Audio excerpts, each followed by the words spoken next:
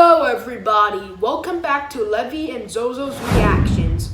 So today we're going to be continuing where we left off on the planet Jupiter. So guys, we're going on to more information about Jupiter. So now we're going to do a quick recap from the last video we talked about. In the last video I meant. So basically, we were talking about Jupiter, and we had different things like rotation, orbit, and many stuff we talked about in that video. Today, we're going to be finishing what we talked about Jupiter. I've got lots of things to do,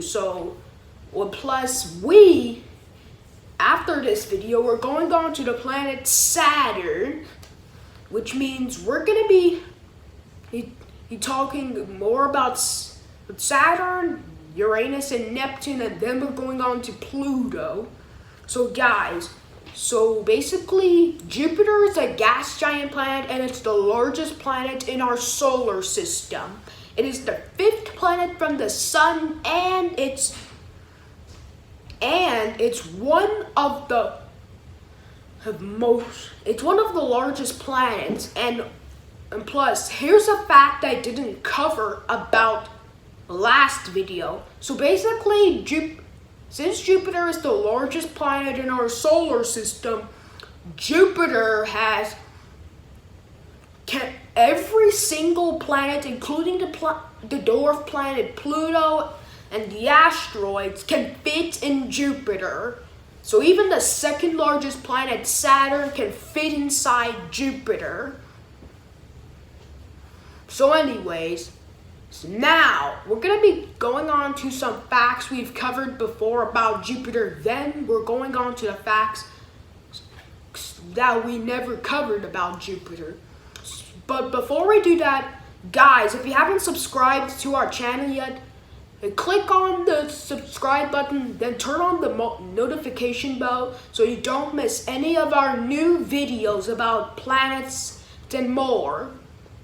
Plus, like it if you like this video, because if you like this video, you might as well like it. So anyways, let's go. Before we take too long, we're going on to the planet Jupiter. So Jupiter, like we covered before, Jupiter is the largest planet in our solar system, and it's the 5th planet from the Sun.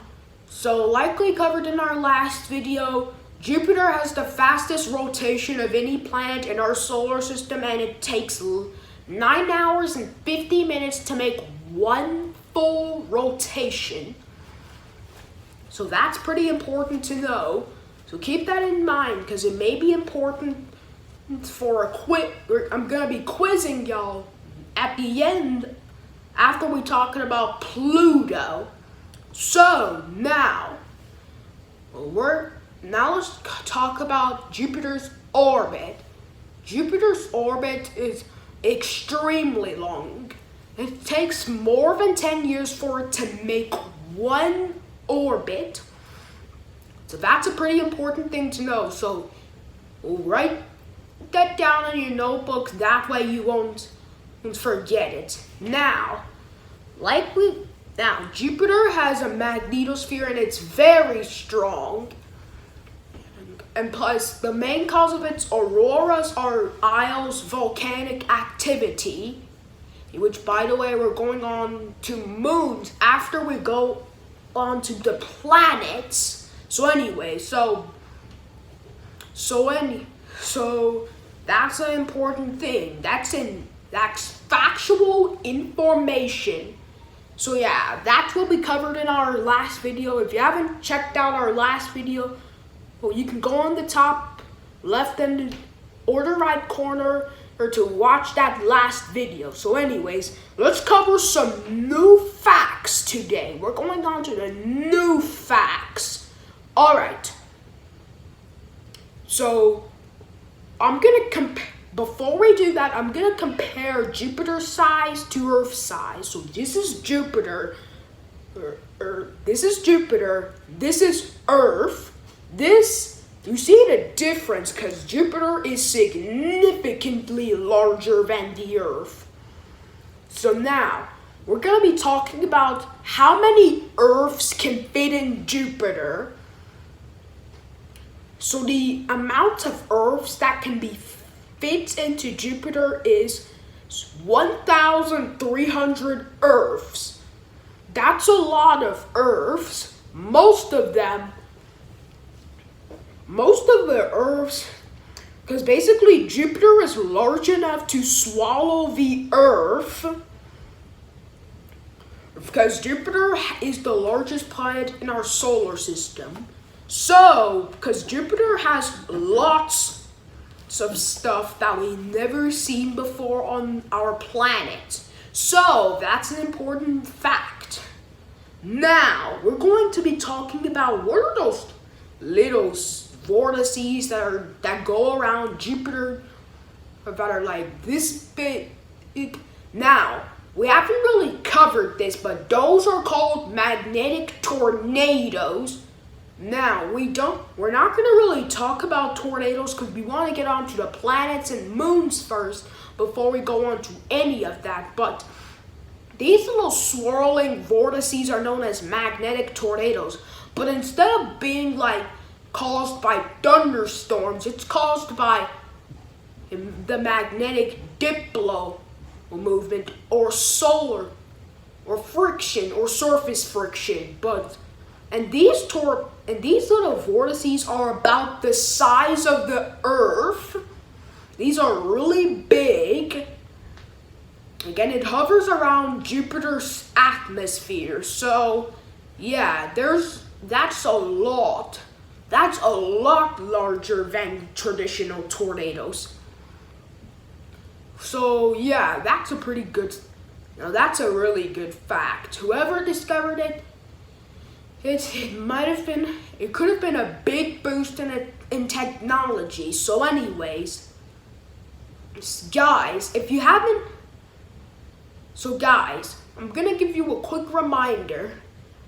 So basically, in our last video, we talked about the Galilean moons, we talked a little bit about the Galilean moons, including Ganymede, Callisto, Io, and Europa. Those are the 4 Galilean moons.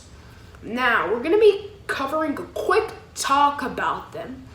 The Galilean moons including Ganymede, Callisto, Io, and Europa. Now, we're going to be talking about a quick thing about them that we've never even covered.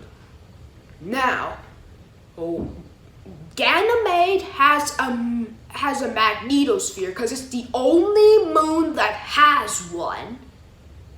It has a mini magnetosphere. That's a pretty interesting fact, isn't it? That's because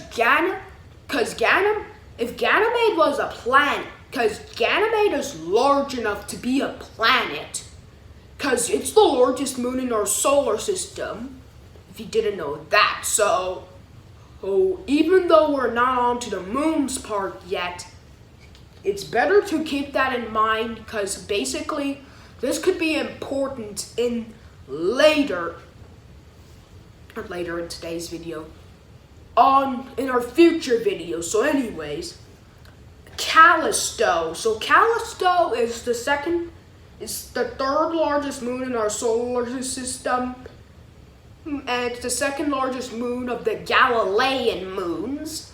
Now, Callisto is kind of a dead moon because it doesn't really have any sorts of, because it's inactive and it's geologically dead compared to the other moons,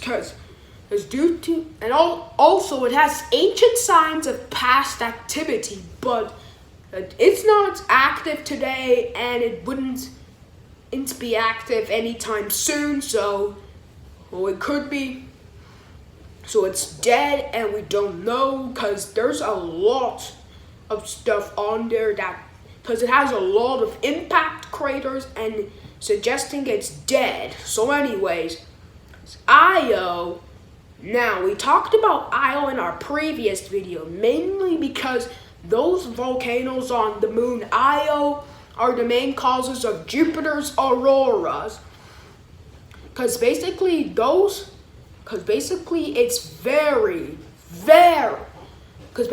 Io is the most volcanically active world in our solar system. So yeah, it's the most volcanically active world in our solar system. So keep that in mind. Now, so what was I going to say? Anyway, so now we're going on to the fourth of the Galilean moons, Europa. Europa is like the sixth largest moon in our solar system, and it's the smallest of the Galilean moons. Now, it has a thin atmosphere that is largely made of oxygen, and plus, it has these icy seas beneath its surface.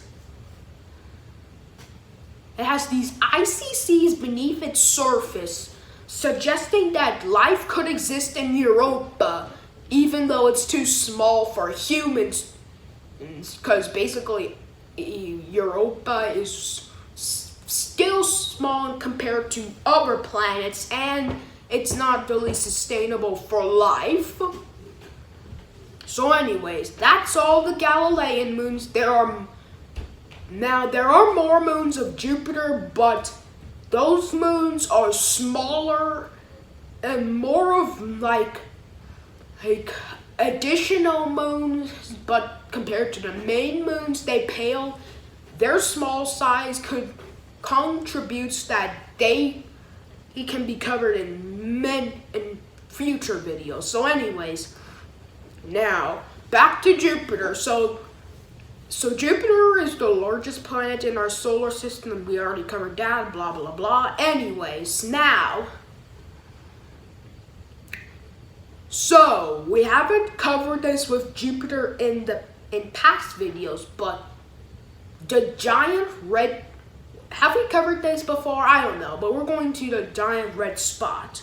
So the giant red spot is like a massive red spot that is a storm, and it's much larger than a hurricane. It's mostly like an anti-cyclone storm. I think we've covered this in the previous video, but I'll give you a reminder if we haven't, since we didn't really talk about it that long in that video. So guys, Jupiter's giant red spot is larger than the Earth. It's like 1.3 times larger than the diameter of Earth. So basically, the giant red spot is larger than the Earth, and it can pretty much fit a lot of Earths. Well, not really a lot of Earths, because it can only, since it's 1.3, it can only fit one Earth, then 0.3 of an Earth. So anyways, we don't want to get too out of control or anything, but anyways, that is a pretty good fact.